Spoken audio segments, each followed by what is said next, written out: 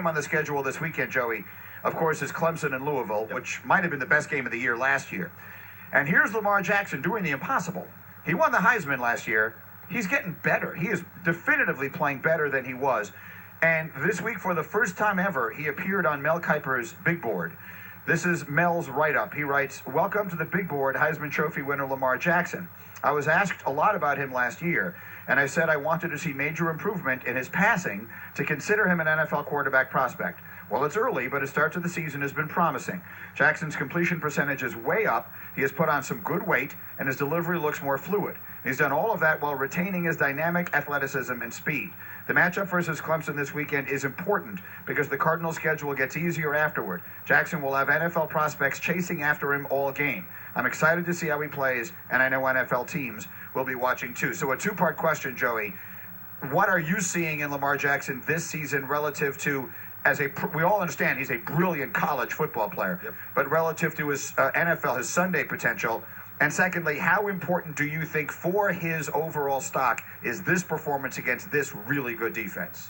You know, we are talking about a guy that had 3,500 yards passing last season. Right. And 30 touchdowns. And so as we watch, and we've seen him early on, I believe Purdue and North Carolina, not great defenses by any stretch. I don't know if I'm missing something. I don't know if somebody's eye is better than mine, but I've been watching football for a long time. I thought he was a really good passer last season.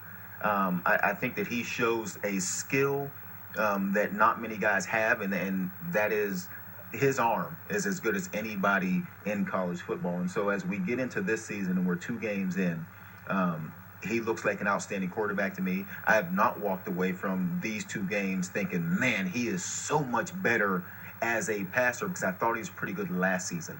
And if you told me that he wasn't on the big board last season, even though, he wasn't draft eligible, I would have thought that he would have been for sure on everybody's draft board coming into this season, not just after these 2 games, because, quite honestly, I don't know what you learn from watching him beat Purdue and watching him beat North Carolina. Now, this week against Clemson, these are the games that I will now sit down and hone in on, because I don't know that you can, if you're playing against lesser competition and you see a guy tear him up, which he always does, and you say, man, that's pretty good.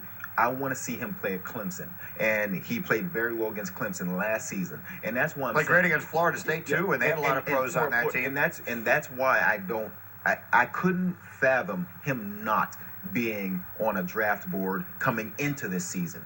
And so as we sit down and watch him play Clemson this week, he is going to have to be special again. And in those moments when he's needed to be special, he has been. So I'm looking forward to this matchup. And after this game will be when I will really try to evaluate where he is right now. Last year through